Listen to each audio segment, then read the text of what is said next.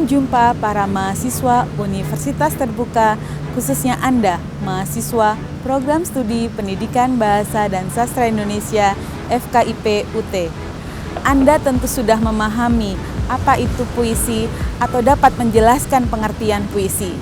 Nah, melalui program ini Anda akan mengetahui bagaimana terciptanya puisi dengan mempelajari struktur puisi.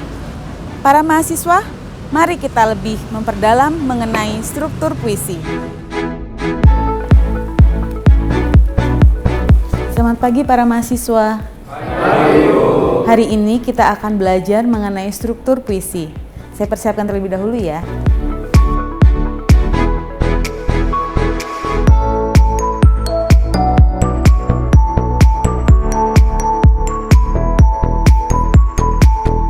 Ya, struktur puisi.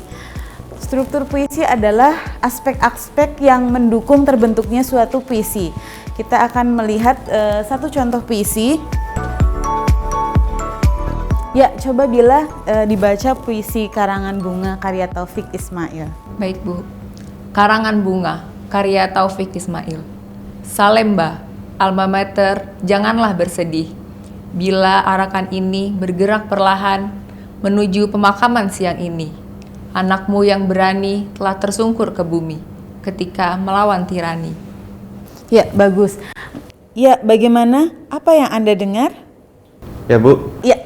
pembacaan puisi. Apakah Anda merasa bahwa puisi terdiri atas bagian-bagian atau unsur-unsur? Ya, Bu. Apa saja? Ya? Kata dan kalimat. Apalagi? Bunyi. Bagus, berarti kalian sudah membaca modul 3 ya. Baik, dalam modul 3 menurut Ingarden berpendapat bahwa puisi terdiri atas 4 tingkatan atau strata. Dan masing-masing strata itu saling mempengaruhi satu sama lainnya ya. Kita mulai dari strata yang pertama, itu merupakan bahan kasar. Bahan kasar yakni bunyi. Ya, dan bentukan-bentukan fonetis yang dibangun dengan mendasarkan diri pada bunyi-bunyi kata. Jadi ketika kita mendapati puisi, maka kita akan mendapatkan konfigurasi bunyi yang membawa arti. Tetapi mendapatkan potensinya dalam menimbulkan efek-efek estetis seperti rima, irama, begitu ya. Setelah kalian membaca puisi ini, apa yang bisa kalian tangkap? Ya, Abdul? Ada pola bunyi A, B, B, A. Ya, bagus. Ada pola bunyi A, B, B, A. Jadi dalam puisi itu ada banyak pola bunyi ya. Misalnya A, B, B, A, A, B, A, B. Ada A, B, B, A. Nah, pola bunyi itu disebut persajakan. Ya, pada bait pertama puisi ini ada pola bunyi I, A, dan I. Nah, ada persajakan akhir yaitu A, B, B, A. Ya, bagus. Jadi ada pola bunyi ya. Nah, pola bunyi itu disebut persajakan. Kita lihat contoh persajakan di awal. Berakit-rakit ke hulu, berenang-renang ke tepian. Bersakit-sakit dahulu, bersenang-senang kemudian. Itu contoh persajakan awal. Kita lihat lagi persajakan tengah. Gerak dalam diam. Diam dalam gerak, menangis dalam gelak, gelak dalam bermuram. Jadi ada kata dalam setiap baris ya. Itu sajak tengah. Para mahasiswa, bunyi di dalam puisi digunakan mempunyai tujuan. Nah, oleh karena itu bunyi-bunyi itu disusun sedemikian cermat. Kita mengenal ada asonansi, kemudian ada aliterasi, ada efoni dan ada kakafoni. Asonansi adalah persamaan bunyi vokal yang berjarak dekat. Sementara aliterasi itu apa? Persamaan bunyi konsonan yang berjarak dekat. Nah, mengenai efoni adalah kombinasi vokal dan konsonan yang berfungsi melancarkan ucapan, kemudian mempermudah pemahaman arti dan bertujuan mempercepat irama. Yang terakhir kakafoni adalah sekelompok bunyi konsonan yang berfungsi memperlambat irama, kemudian menghalangi kelancaran ucapan. Nah, beta bertanam bunga cempaka. Beta bertanam bunga cempaka, ada M-nya ya. Beta bertanam bunga NGA cempaka. Beta bertanam yang terakhir bunga cempaka, itu kakofoni ya. Nah, kita lanjut ke variasi bunyi lain yang disebut onomatope. Nah, onomatope merupakan bunyi-bunyi yang bertugas menirukan suara atau bunyi yang sebenarnya dalam arti yang mimetik atau tiruan.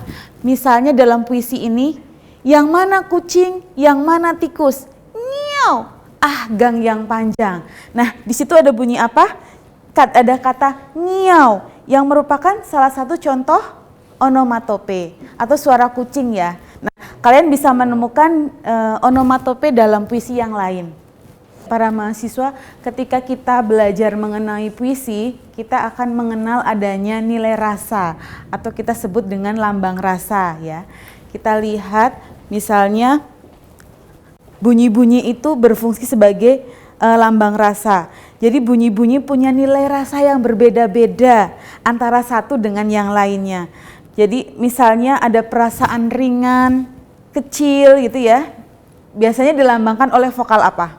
Ada A, ada I, kemudian konsonan ada K, P, T, S, ada F gitu. Itu melambangkan perasaan yang cenderung ringan. Sebaliknya kalau kita merasa perasaan yang berat, keruh, kemudian besar, rendah, biasanya konsonannya apa?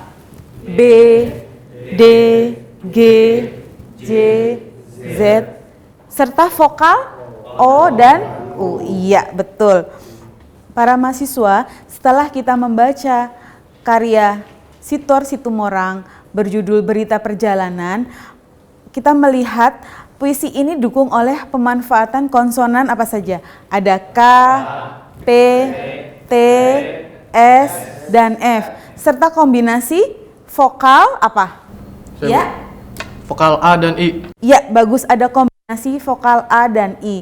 Nah, rasakan suasana yang terkandung dalam puisi tersebut ya. Buat HB Yasin, ku jelajah bumi dan alis kekasih. Ku ketok dinding segala kota, semua menyisih. Keseragaman nikmat bebas, serta kedilnya ikatan batas, tersisa di tangkapan hanya hampa. Saat memuncak, detik menolak, terbanting diri pada hati berontak, batas mengelak, meruah ingin dalam kekosongan. Jakarta, Adam, Paris, Genova, satu nama.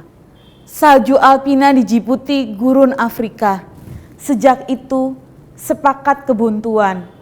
Jadi teman seperjalanan kekosongan. Dalam sajak mencari kepenuhan. Perang antara kesetiaan dan pengembaraan. Itu ya, sajak dari Sitor Situmorang.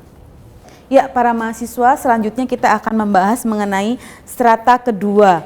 Strata kedua itu mencakup seluruh unit arti, baik yang berupa kata, kalimat, maupun unit-unit yang dibangun melalui kalimat yang jamak. Tadi strata yang pertama adalah bunyi, maka strata yang kedua adalah arti.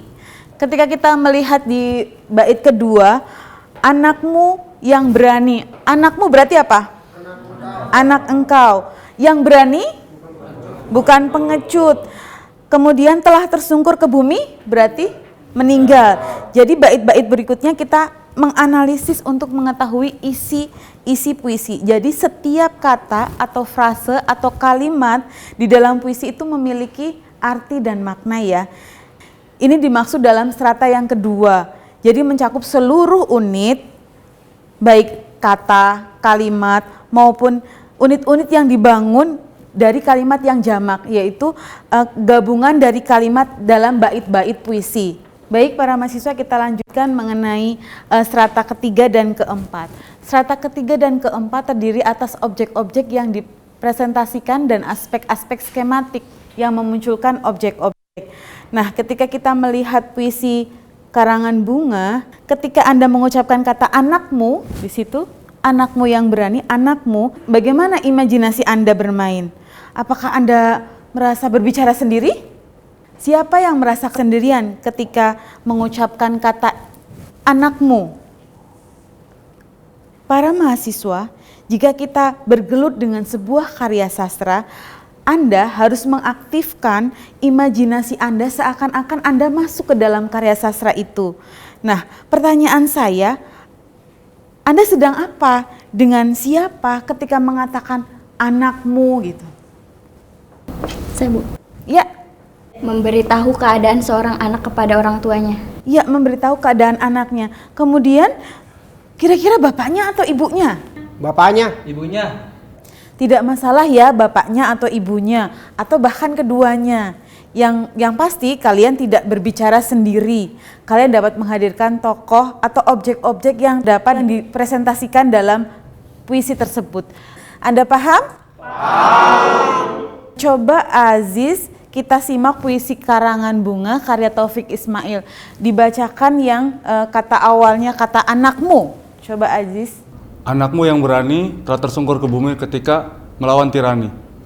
Setelah Anda strata yang kedua, yaitu unit atau unsur arti atau makna, Anda juga harus mampu mempresentasikan makna-makna kata dalam puisi sehingga menjadi konkret.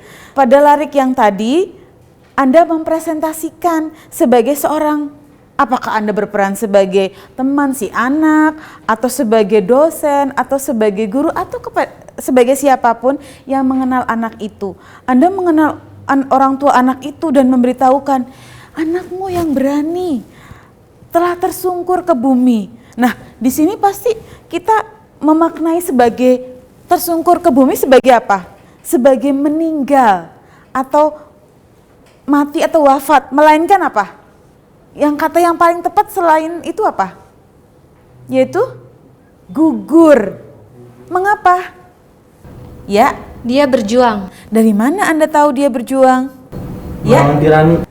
baik. Tetapi sebelum Anda sampai ke larik ketiga, Anda sudah berusaha mempresentasikan larik yang kedua. Anakmu yang berani telah tersungkur ke bumi. Nah, kita melihat kata tersungkur, itu menggambarkan apa? Anak yang berani itu terbunuh secara terhormat, bukan meninggal di tempat tidur, bukan meninggal karena tawuran atau kecelakaan. Nah, pada larik ketiga memperkuat representasi Anda terhadap pemahaman arti kata-kata dalam puisi tersebut. Nah, jika Anda telah dapat menangkap seluruh unsur-unsur puisi secara utuh, berarti Anda sudah mengkonkretkan puisi menjadi satu kesatuan yang bermakna. Proses yang mengkonkretkan itu disebut konkretisasi, yaitu upaya mengkonkretkan puisi. Proses memakai seluruh unsur-unsur puisi dan mengkonkretkan puisi menjadi satu kesatuan. Saya kira demikianlah pembahasan kali ini mengenai struktur puisi. Coba Anda simpulkan pembahasan materi kali ini. Saya, Bu. Ya, Anton. Struktur puisi terdiri atas bunyi, arti, objek yang muncul berdasarkan kedua unsur tersebut melalui proses representasi dan konkretisasi.